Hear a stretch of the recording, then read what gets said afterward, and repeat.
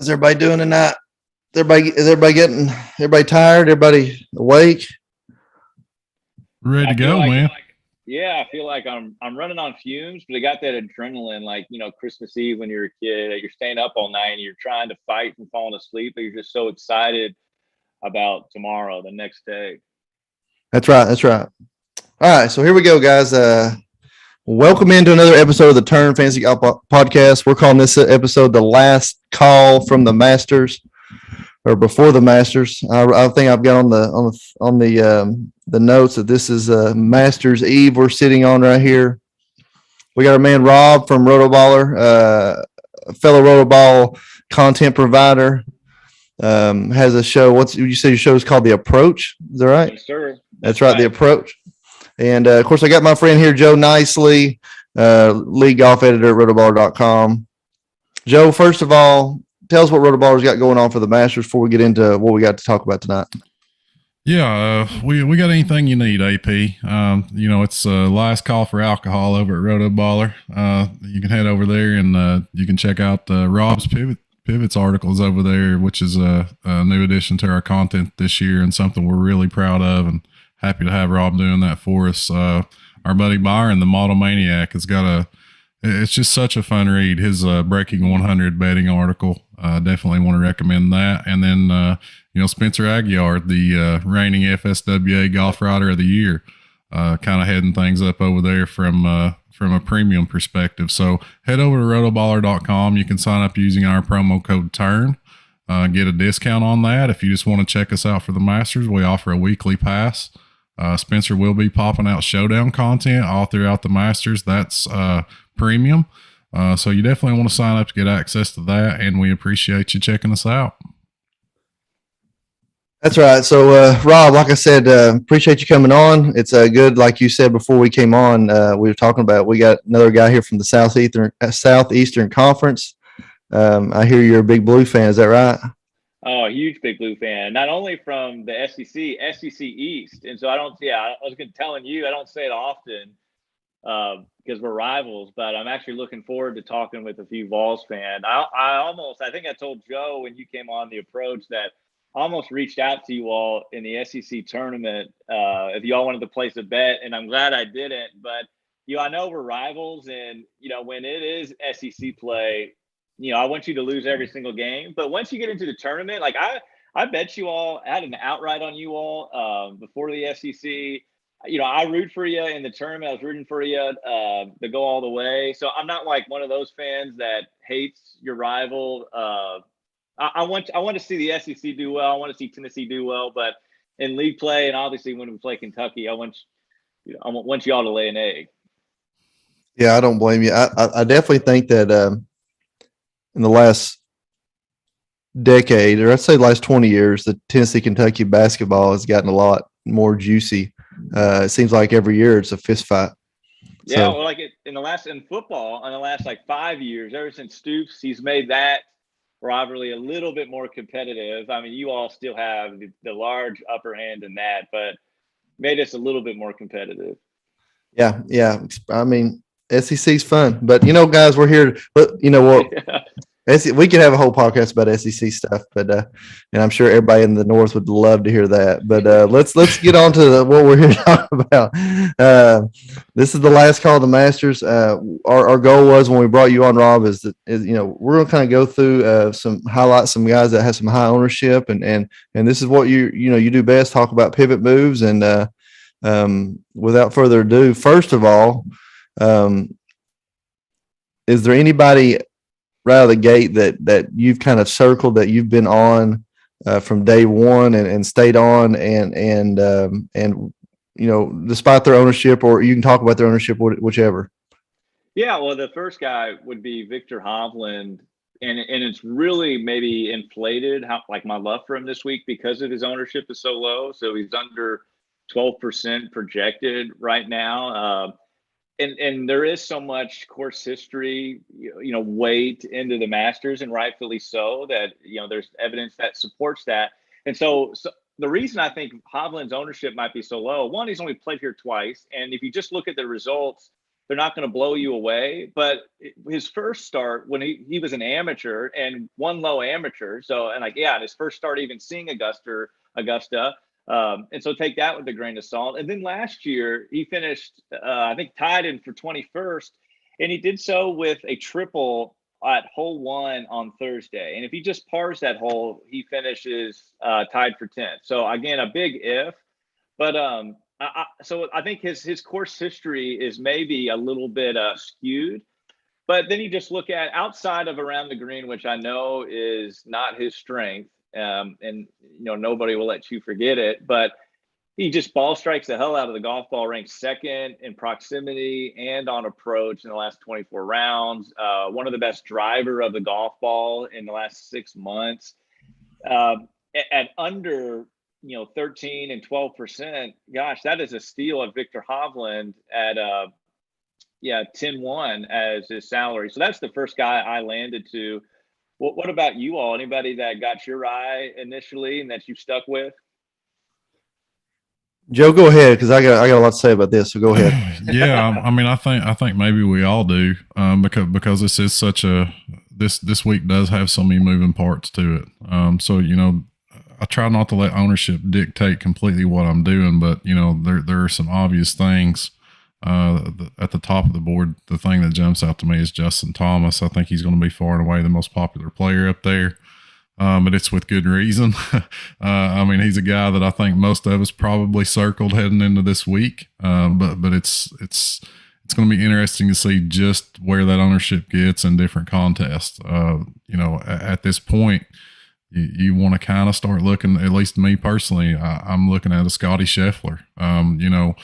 Who's hovering there around 10%. He's actually going to probably be the lowest owned guy up there when we're talking about JT, DJ, Rahm, and himself. So this is the hottest player in the world at the moment, boys. 3 wins in his last 5 starts, and we might can grab a little bit of ownership leverage here. So looking at Scotty Scheffler, Rob mentioned Victor Hovland. I'm also very interested in Colin Morikawa, who I feel like is going to go under-owned this week in comparison to some of the other higher-priced guys.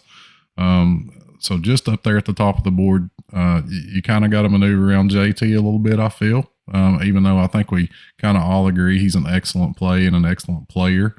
But I think there's some leverage to grab up at the top of the board by looking at guys like Vic, as Rob said, Colin, and Scotty Scheffler. So I had I've never been. I've even tweeted about this. I've had a lot of talk with Joe about this. He is a huge Cam Smith promoter, propaganda. He's a Cam Smith propaganda guy, and I've never been a Cam Smith truther. Yeah, I've never been a Cam Smith guy for whatever reason. But I watched almost every shot of the players because just there's so many delays, and with the ESPN Plus app was pretty good coverage on TPC, so I got to watch a lot of it, whether I was in front of a TV or not, because we got a lot of in my house with 4 kids. I've got a lot of Coco Melon and Disney Junior and stuff like that. So I'm a tablet watcher guy. So anyway, since that day I've had Cam Smith circled. And let's look at it, guys. I mean, 3 out of the last 4 years he's finished in the top 10. The one year he didn't was 2019 when they played it. Excuse me. Back up. So 3 out of the last 4 years he finished in the top 10. He's coming, no doubt. He's coming off he's in the middle of his best year of his career. He can get away with a wiry driver from time to time on this golf course. And I've had, a big circle around him. Expected the pricing to be, honestly, I expect him to be 3 or 4 guys. I thought he'd be less expensive than Brooks, to be honest with you, coming out of the gate. I thought he'd be right above Zalatoris in my mind. And then they get on, everything I'm reading is everybody's talking Cam Smith for the same reasons I'm saying it just now. So then crossed him out, right? And I've always been a big stack guy. I always stack, 2 to 3 guys in every lineup, just about 100%. And if those 2 or 3 guys do well, I do well. And he was planning on being one of my key guys, and scratched him off and went another direction. And as the day has ticked on, I've come back to Cam Smith again, and not necessarily from a guy that's going to be the one of the stat guys, but he's definitely going to be sprinkling in. I mean, you got to figure he's just a hair cheaper than everybody up there at 9,900, just below 10K. He's going to be about, anywhere between 18 and 23% owned, wherever it is you're looking. So I'll be honest, I had Brooks sprinkled in, and I've cut ties with Brooks this week, and I know that's going to hurt Joe's heart. But mistake, buddy, big mistake. I've cut ties with Brooksy this week, and I've sprinkled in Cam Smith where I had him. So that's the guy that I had circled that I've taken out. But my main guy this week, my number one, is Dustin Johnson. We've talked about on this show numerous times that we love seeing Dustin Johnson play continuously to improve over a 4 to 6 week period leading up to a tournament, and then boom, he blows the field away. And I feel like we're in the middle of that trend now. I was actually talking to my dad today, and I said, Dad, he's gonna win this week or next week. I'm gonna go and tell you, because it's like a carbon copy. If you look at his career, he's playing pretty bad, and not hitting his short irons well, not getting up and down, not putting well, and then boom, all of a sudden you see him, he finishes 20th like 2 weeks in a row, then he finishes 10th 2 weeks in a row, then he shoots 62, 3, 4, whatever it was at the TPC in the final round. And he plays pretty well at the match play, and I mean we're sitting on the cusp of him winning a tournament. It's gonna be this week or next week. I'm calling it right now. And I'm gonna clip this so we can put that out on Twitter later. But it's Dustin Johnson is my guy. And his odds aren't great, but he's a little bit cheaper than Rahm and Scheffler. He's won here before. He destroys par fives here. Long par fours are his gift. He puts it pretty well. He chips it pretty well, and he likes playing here. So as long as he don't walk down the steps with socks tonight, I got Dustin Johnson. Yeah, or unless Paulina doesn't push him down the steps. Depends on which you believe. Yeah. There you go. Couple of you guys already mentioned JT. Another high on guys, John Rahm, and I can understand John Rahm and Justin Thomas being the two most expensive, most likely players up here. Does that scare you all the way? Or I mean, I feel like with a field of 75 guys or so that can physically make the cut on a regular basis, of 50. We're not trying to be a little bit more contrarian here and go with the low ownership guys, or do you even care about that? Go ahead, Rob. Yeah, well, I really care about that, but it really depends on a contest selection. And so obviously everyone that's probably listened to this has already entered in their contest. But it's tricky this week because you have casual fans who don't usually play, the PGA Tour or, play golf at all. And, NBA's winding down. And so you're getting a lot more volume. And so some of these contests, especially the Millie Maker, has hundreds of thousands of entries. And with it being a condensed field, and then you can kind of cut out 15 of the past champion winners that are very likely not even to make the cut. It almost plays like a WGC a little bit, that there's like a small cut. And so if you're thinking, okay, because it's condensed, and then you throw in it's get peppered with golfers have to have course history to play well here, that really condenses ownership. And so if you're playing in these large field GPPs, you have to look at ownership because it's going to be so condensed. You're going to have multiple lineups that are duplicated, and these dupes are going to be more than an average tournament, I feel. And so, chalk typically holds up at the Masters, but we got to find that like Justin Harding, that CP Pan, or that Stuart Singh last year who finished T12, or McIntyre who finished well last year. You got to find that contrarian play, and you have to kind of think of ownership. So you get Rahm at 19% right now, and his ownership is trending up.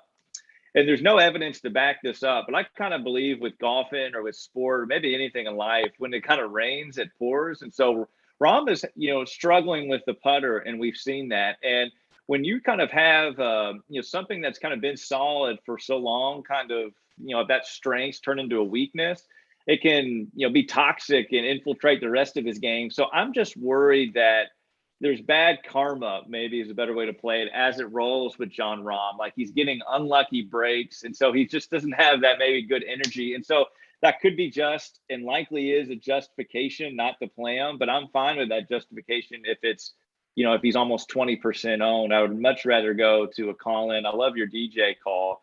Rory is, as we get down at the bottom of the 10K, the biggest wild card who I do like a lot because he's usually one of the chalkiest guys in the Masters, and now we get him at around 13%.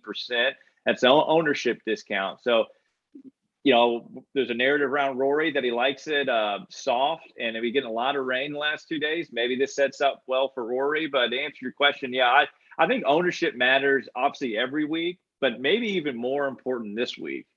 And so, like, ways to get contrarian, you're going to have to think about it, whether it's picking golfers or leaving salary on the table or, any way that works for you. Does that make sense? Yeah, absolutely. I do agree. And this might be the only week of the year that I'll be willing to put, play or, stack up chalk guys and fill it in with because like you said, you're looking for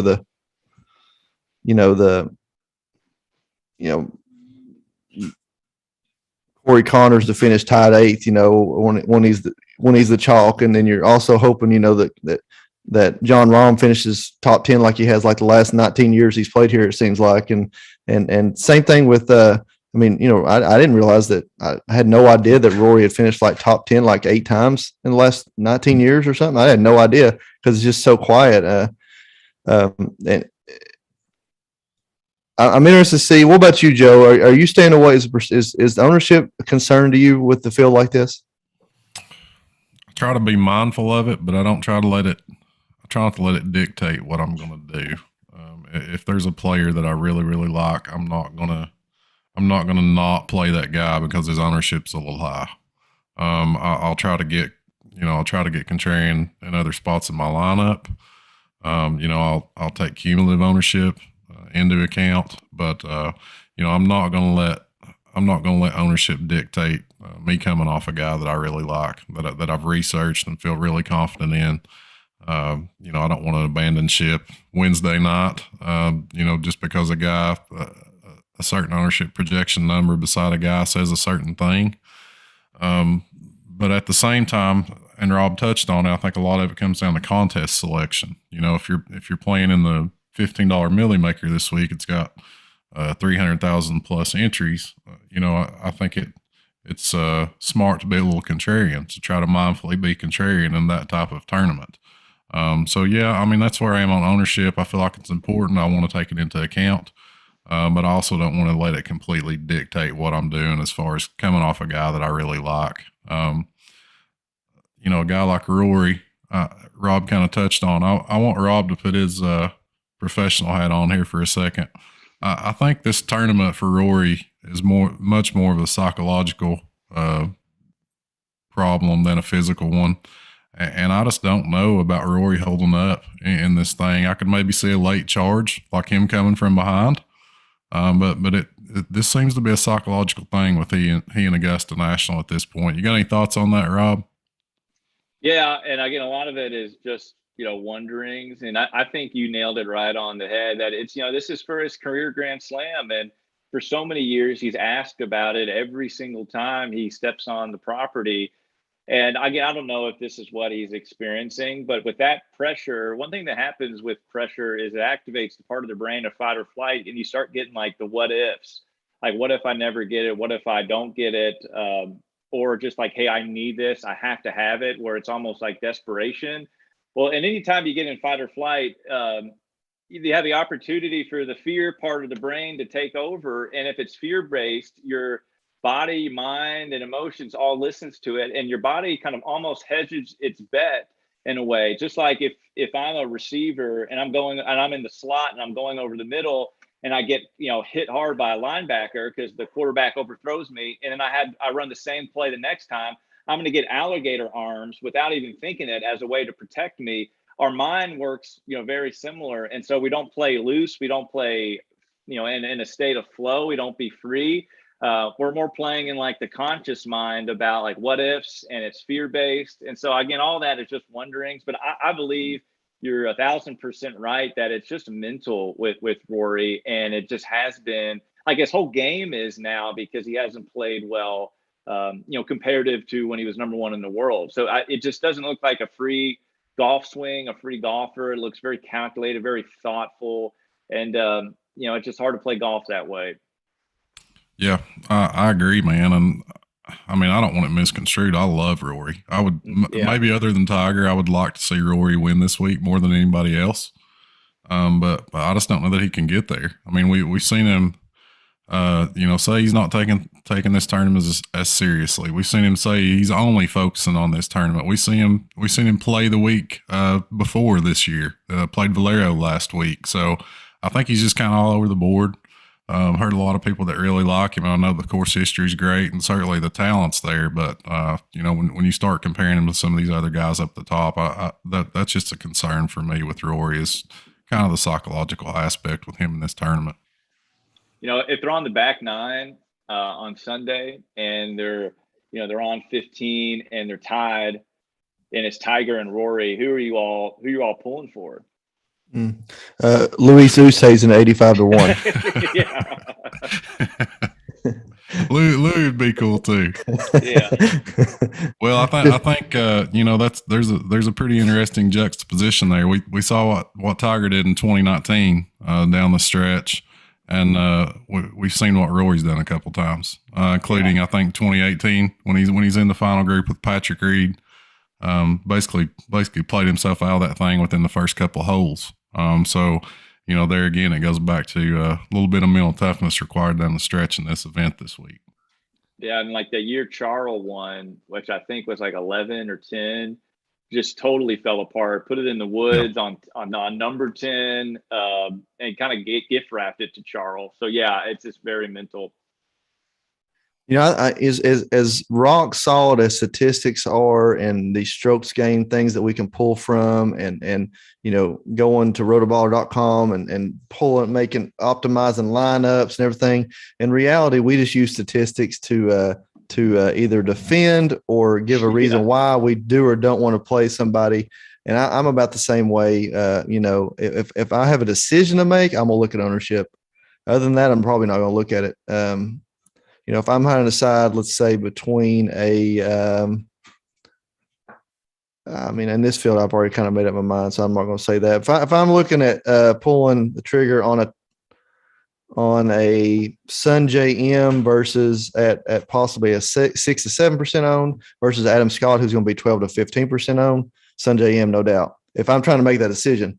However, I've already decided I'm going to play Sungjae over Adam Scott, so it really don't matter. That's just a thought for me. Before we get into the mid-range guys, I want to talk about something else that affects the whole field. We know there's some lingering injuries in this tournament. We got Hideki, Bryson, Abe Answer, Paul Casey, and Tiger that we know about that have injuries of some sort. And if you look at their ownership, Hideki 4, Bryson 3, Answer 4% maybe, Casey 10%, Tiger somewhere around 5%, but Tiger's obviously still growing. Who knows what that ownership is going to be by tomorrow morning. But funny to me is that Casey, these 5, I see him as the most likely to play 3 holes and be like, my leg hurts, too bad I'm done, over the rest. So that's very interesting to me. Are we staying away from all 5 of these guys in DFS? No, I see it as like opportunity, like especially with Hideki, like Bryson, and with Casey too, but maybe not so much with Bryson. You mentioned we were just talking about ownership a second ago, and this brings up, and not to get off and like chase a rabbit and get off subject, but I really think ownership matters. Obviously, when you're making your player pool, but how you're configuring your player pool. One thing I love to do if I'm at max entering, my highest owned guy, I make sure in my kind of player pool, I make sure to capitalize on as amount of leverage as I can. So likely each week, my highest owned golfer isn't a golfer that's popular because the leverage isn't increased in that opportunity. If I have 100 lineups and 60% of my lineups are a golfer who's 30% owned, I can't capitalize that on them enough as I would like. Yeah, it's a little bit safer. So I like to go with golfers around 10%. And then if I like them and, handicap it and yeah, they check the boxes for me, I might make them my highest owned golfer to increase that leverage. And so to tie this back in, Hideki, I think he plays all 4 rounds. He was using last week precautionary, and I think he plays well. And it makes me wonder if he's going to be single digits owned, and we know what he can do here.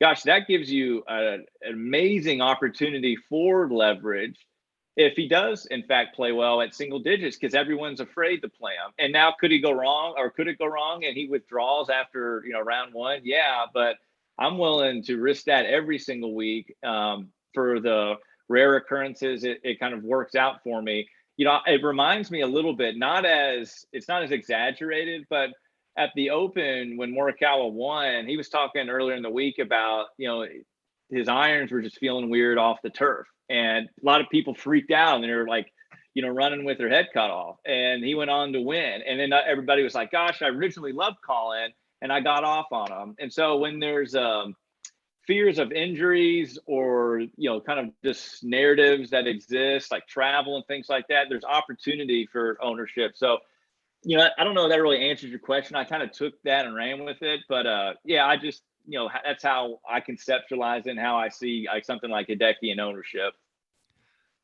Well, I'll say this, Rob, down here in Tennessee, Joe and I are part of a little friend group that love sports and love DFS. And we actually had like a little weekly golf DFS league between the 10 of us there for a year or two.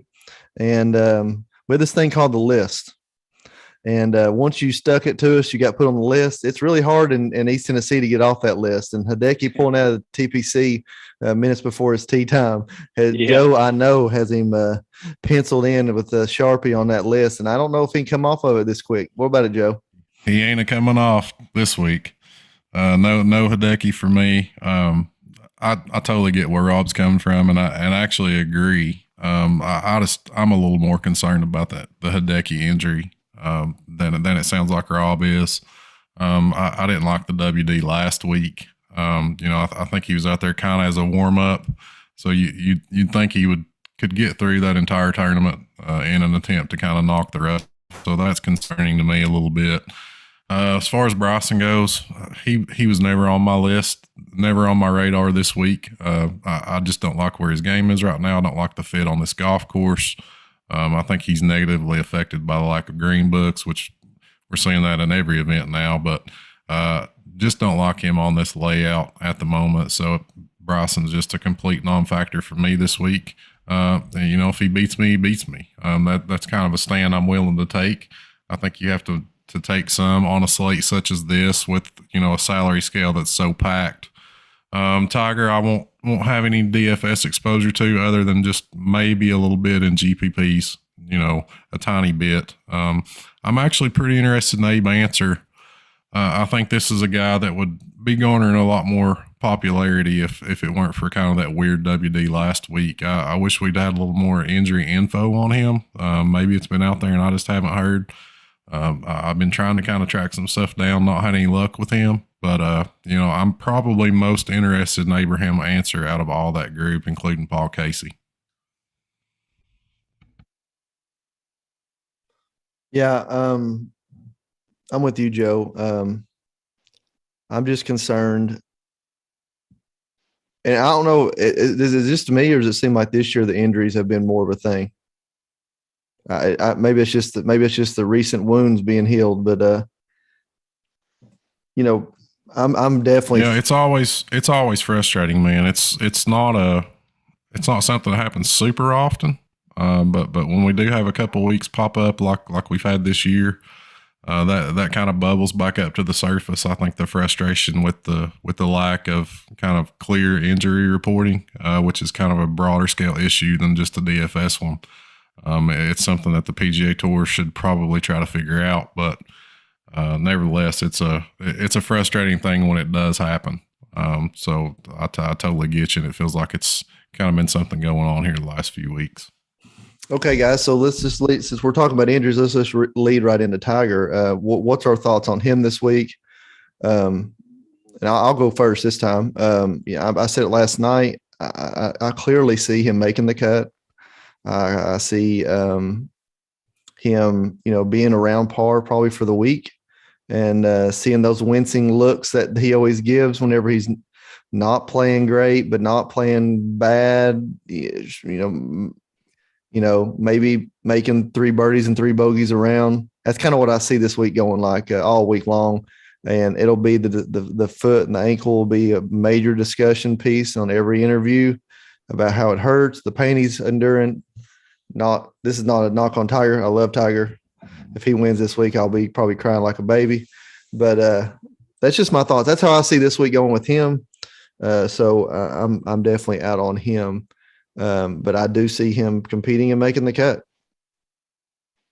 Yeah, I agree, and I haven't seen the swing in person and seen him play, but our logical mind says that nobody can recover from that injury in this amount of time, over a year, and then play at Augusta, which is an insane walk, and kind of compete. But Tiger isn't logical. He's a different specimen, and so. I agree. I think he's going to make the cut. I think he'll even surprise people, Thursday and Friday. I do worry about as it gets into the weekend, his stamina, but I think he'll be around for the weekend. And I think maybe even like Friday afternoon, he'll, sniff top 10 and everything will be excited. What about you, Joe? That would be really cool to see. Issues. That would be really cool to see. And I think one thing which is going to be tough for us to predict is, kind of the adrenaline factor. Like Rob said, if he is kind of in the hunt, does make a run there, on a Saturday or something, then all of a sudden it's very, very interesting if he's in the mix. But, if he goes out, grinds out a made cut, kind of not really in contention, I could see him just kind of fading away. It's very interesting, man. I mean, this guy's he's unbelievable. I know that he says he wouldn't play if he didn't think he had a chance to win, but in his mind, he probably really does believe that, but maybe that's not the case. Maybe it's because he's one of the most competitive guys we've ever seen in any sport, much less golf. So, I think it's awesome that he's out there pulling for him. But from a DFS perspective, it's just not anything I'm going to have much interest in. I agree, Joe. Moving on to the mid range guys, and this is really where I feel like this tournament's won and lost every year. Finding a couple guys between 8,500 and say 7,500. You find the 2 guys that finished in the top 5, plucking 2 guys out of that range. I got Lowry, Neiman, Russell Henley, Corey Connors, Matthew Fitzgerald. Those look like those are going to be the top ownership guys. And out of that group, man, I like a lot. I like 3 out of the 5. I've got 3 out of the 5 green lighted. I'm not big on Russell Henley on this place. And my concerns, even though the talent's there, the Joaquin Niemann being paired with Tiger and his low ball flight issue on this golf course, he's going to underperform, I believe, of his average. But I do like Lowry, Corey Connors, and Matthew Fitzpatrick, Matthew Fitzpatrick. That's the other name I've had trouble. Morikawa, I've been calling Montgomery, and I've been calling Fitzpatrick. Another name. I'm telling you what, babe, it's streaming 8 days in a row. It's getting the best of me. I like Colin Montgomery though. That sounds that's it. That's it. Singer, doesn't it? Colin Montgomery. That's it. So everything about this tournament says don't play Fitzpatrick to me, as far as the distance. But man, he hasn't had great results here. But if you look at the statistics, man, and I know statistics are just the number we choose to pick something or don't pick something, but I mean, the guy's like number 3 in the field in par 5 scoring. How's that possible? I mean, he couldn't get it on a green and 2 at Beaverbrook, Joe. Well, he's a great wedge player, man. A lot of these courses we've been seeing on the Florida swing. You talk about Bay Hill, you talk about Honda, TPC in some instances, 3-shot par 5s, and he's an excellent wedge player. And And it's really kind of interesting to think about how the lengthening of 15 might actually, help a guy like a Matt Fitzpatrick. If it's going to make more of these guys, be forced to lay back and make it a 3-shot par 5. A guy like Matt Fitzpatrick might see a little bump in that scenario. But yeah, it's really surprising just how good he's been on par 5s. Not a long hitter by any means. I like him this week. I also like Russell Henley. I'm much higher on him than you are, AP. He's one of my core 4 plays this week, and I'll be heavily invested in Henley. Like Fitzpatrick, this 7K range is just endlessly interesting because we've got just such a nice blend of, we've got veterans. We saw last year Justin Rose and showing up in horrible form. Comes out and shoots a beautiful opening round to take the lead, and he kind of hangs tough all week. Ends up, I think, with T7 last year. You've got a guy like that. You got a Bubba. You got a Webb Simpson who's got some injury questions. He's working his way back. A Bubba Watson, former winner, that always seems to show up here. So this 7K range, I think there's, we kind of want to talk about pivots and ownership. I think there's certainly some ways to get contrarian in the 7K range while still playing a viable golfer. So it's really interesting. Interested to hear what Rob's got to say about the 7K range. Look, you got me worried about Fitzpatrick if he can't get it in 2 at the Beaver. I'm a little worried about that. Then I might have to get him out. I'm 12 years old, but the following, I love Russell Henley, and I'm getting worried that it's like becoming a square play. Like, nothing against you, but square play in the sense of it just seems kind of obvious, right? Like, the guy is having a heck of a year. Like, has yet to miss a cut this year, and last 2 starts has 2 top 15s. His last 2 starts at the Masters, albeit they've been a few years ago, 2 top 15s in his last 2 starts at the Masters. A reasonable salary. It's the year of the dog. The Georgia Bulldogs won national championship. That's a real thing. So you're the dog. I think Russell Henley plays well. You have all, like, Andrew, you talk about they have all the stats in the world to justify our liking, and they're easy to find with Russell. He has a lot of great strokes gain data. And when Russell first came on tour, his first start, he won at Sony. And that year, he was one of the better putters on tour, and that has really fallen off. And I kind of believe in his back class with the putter. And so I really like Russell Henley, but I just think like it might be too obvious. And it just has me worried because those never work out. Maybe a less obvious play in a pivot is Hatton.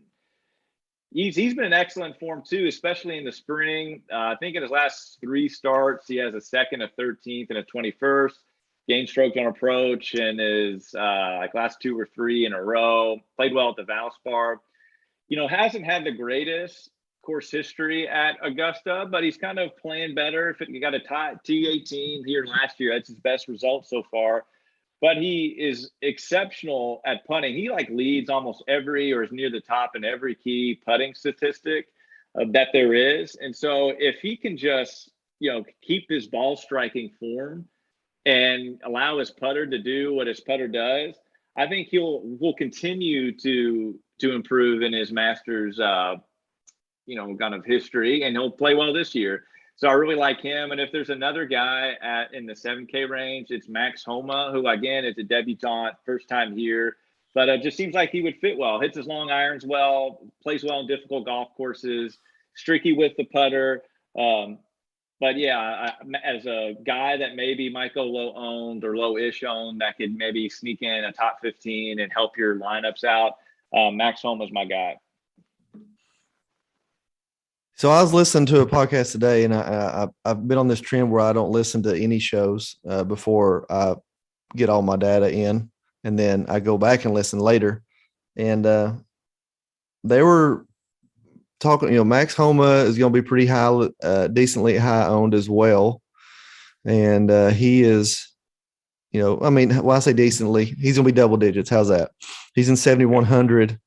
I don't know if he's, I can get Kokrak for, it's going to be maybe even 3% owned for around the same price. And it'd be hard for me to, I know Kokrak hasn't played as well this year as he did last year, but it'd be hard for me to make a case against to play home over him when I'm getting 8 to 10% better on ownership there. Thoughts on that? That's just a pivot move. We're getting deep in the statistics here, folks. Deep. We're getting splitting hairs. Well, I mean, Kokrak, it seems lost. Even though I think he got an albatross, not an albatross, a hole-in-one in the par 3 contest today. I think I saw that, or that could have been something else. So, maybe that carries over. But hey, I'm not touching Kokrak. I'd rather go.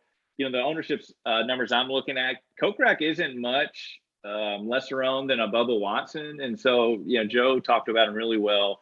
Multiple time winner here. Watson played well earlier in the year. He finished second to HV3 out in like the Middle East, I believe, and played well in his first tournament back here. Been okay, maybe not so okay lately, but he's coming to a place he loves.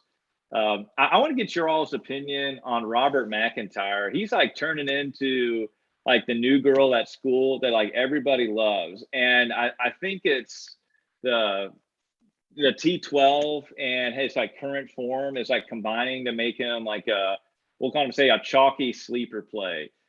I don't think the ownership numbers are showing it, but I'm just hearing a lot of chatter about McIntyre, and I think it might be a little inflated. What do you all think, if you have any thoughts? Yeah, I think he's he's definitely getting some steam as kind of the week progresses, Rob. But like you mentioned, the strong finish here last year. He's a lefty, which kind of sounds weird to say, but we know how well left-handed players have played here. And he played extremely well on his debut last year, I believe.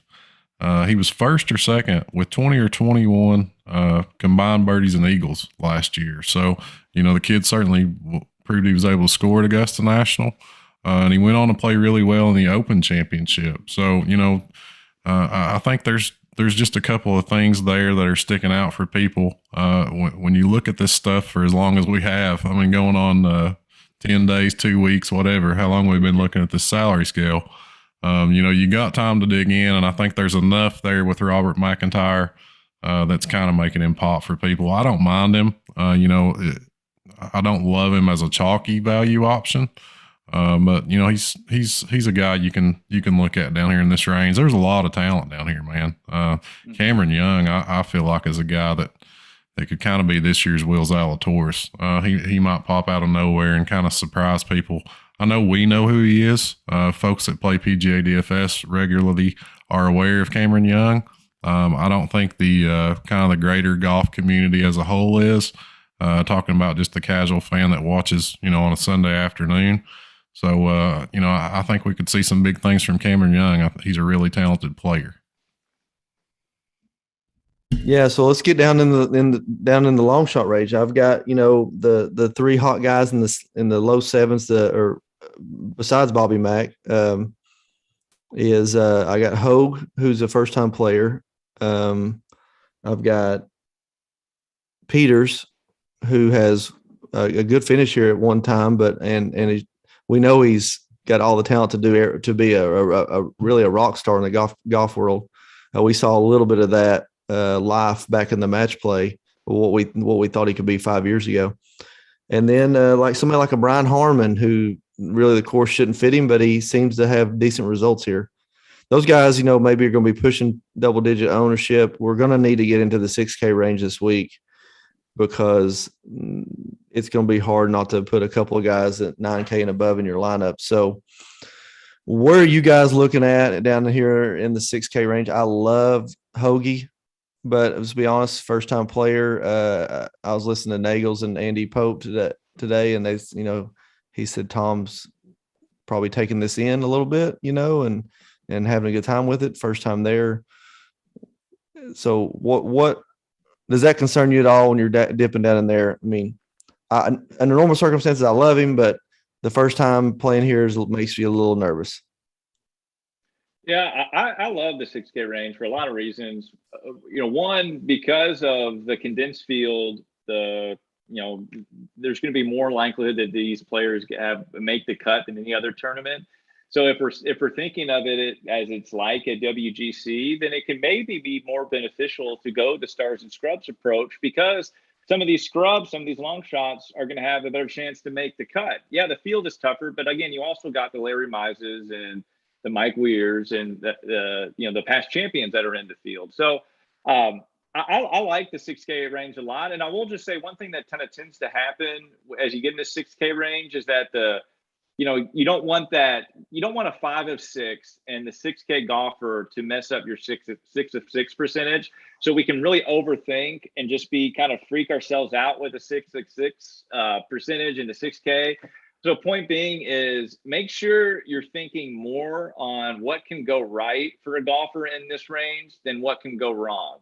Because if you're thinking what can go wrong, you're going to be tinkering your lineups all the time. And so if you're thinking what can go right, it's going to help you. So what I think is going to go right in the 6K range, I really like EVR, a great Bermuda putter, an excellent one, matter of fact, great with the long irons. He's a debutant, first time here, not too concerned at it because at 6,600, we don't need him. We don't need him to be, a top 5 guy, top 10, a top 15 or 20 can do it for you, depending on the contest.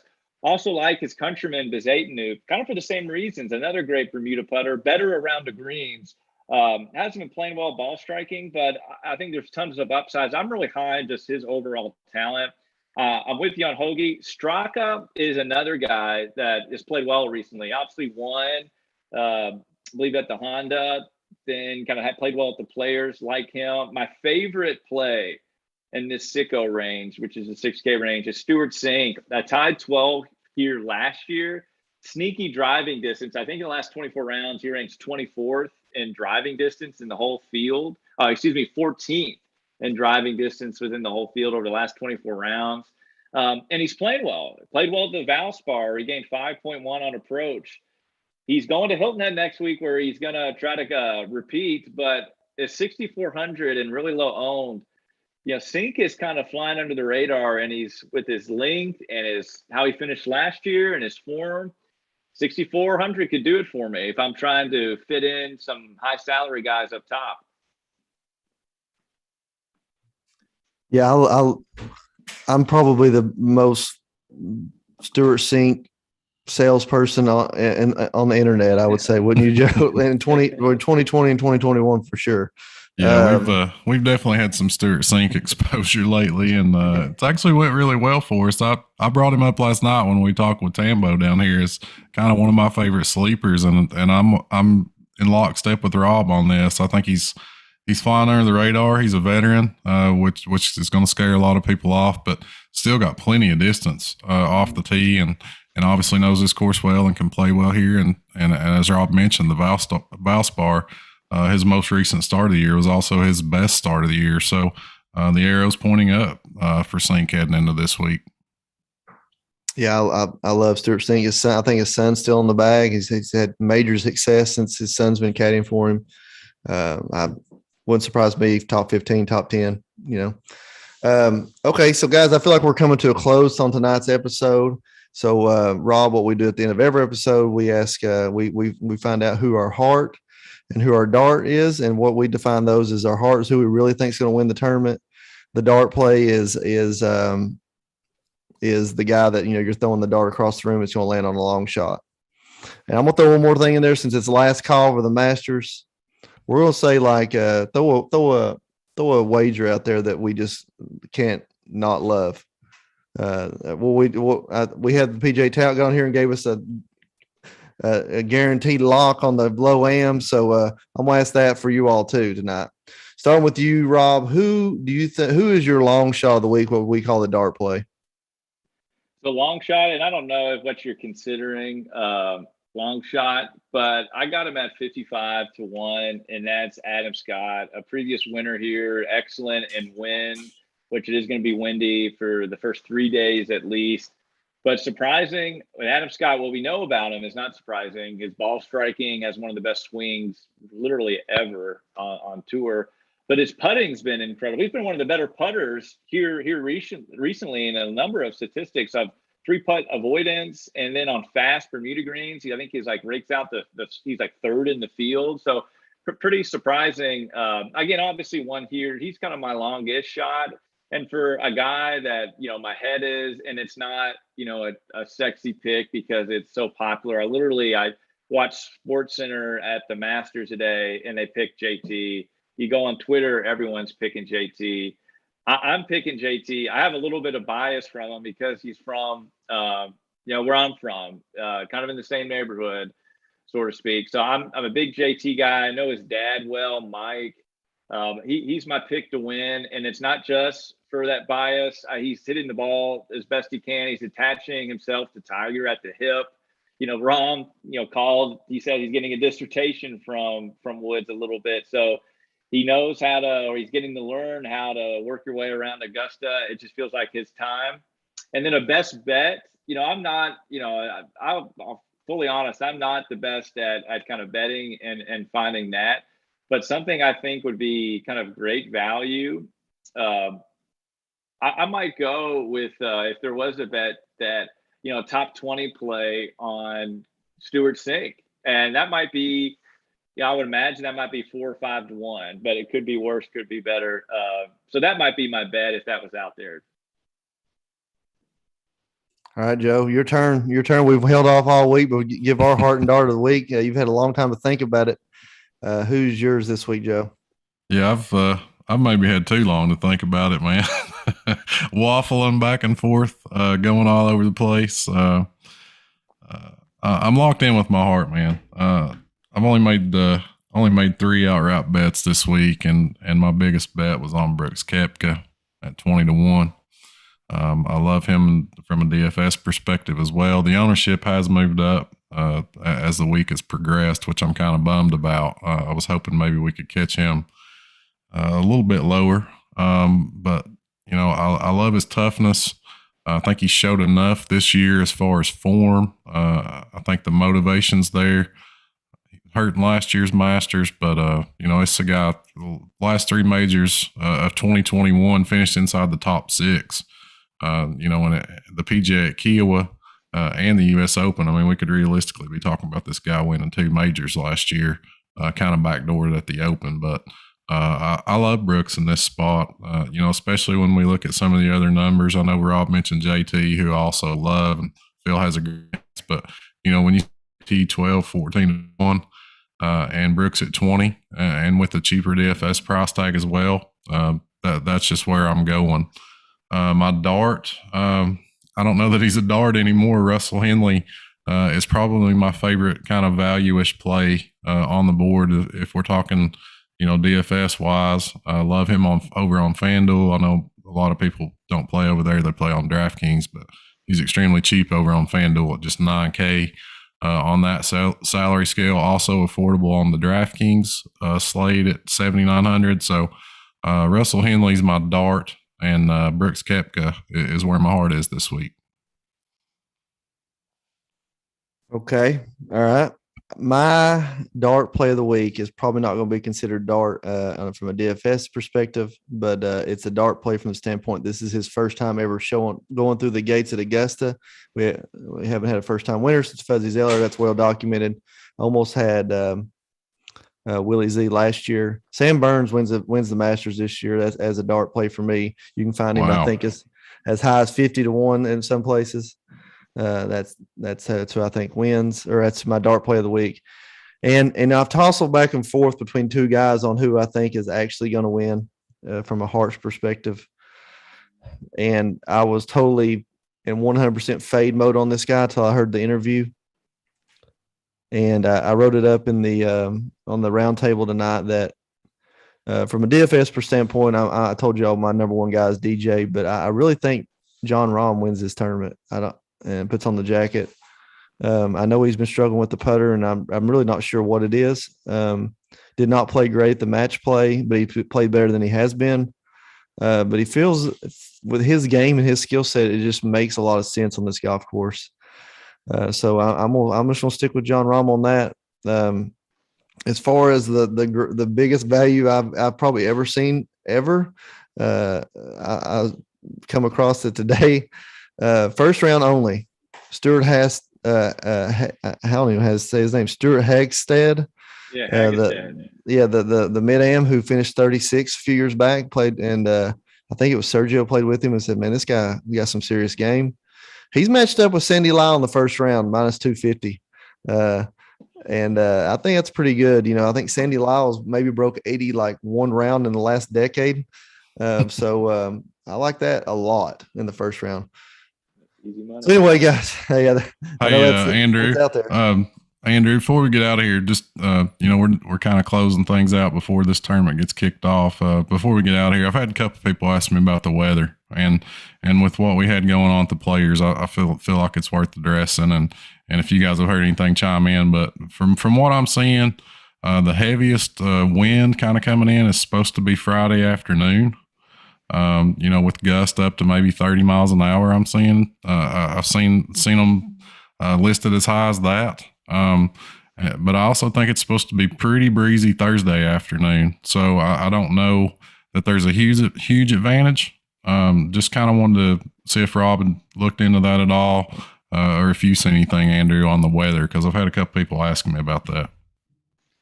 Yeah, Joe, I think you're exactly right. On Wind Finder, it talks about that it's going to blow Thursday and it's going to blow a little harder Friday afternoon. The weird thing with the Masters is that because it's a smaller field, everybody starts on one.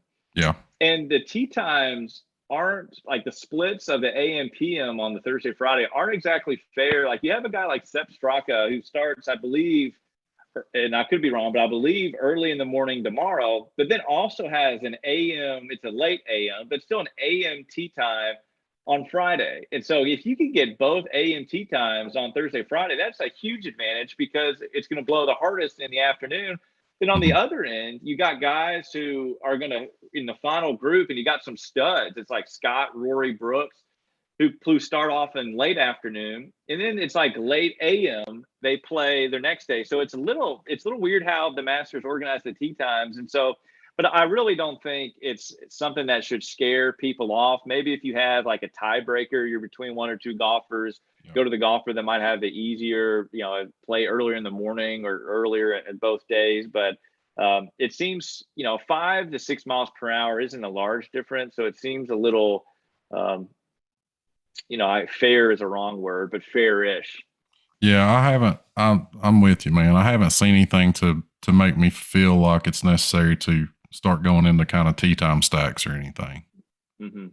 The only thing I saw on it was if you played maybe late AM the first day and early AM the second day, you're going to have the most consistent between the 36 hole period that you're on the golf course. That's all I've seen. I know that they've talked if you have an earlier tee time Thursday morning and a later tee time Tuesday or Friday, then you're going to play two different golf courses. But we're really not going to run into that. Like you said, the tee times, the way the field's so small, everybody tees off on one.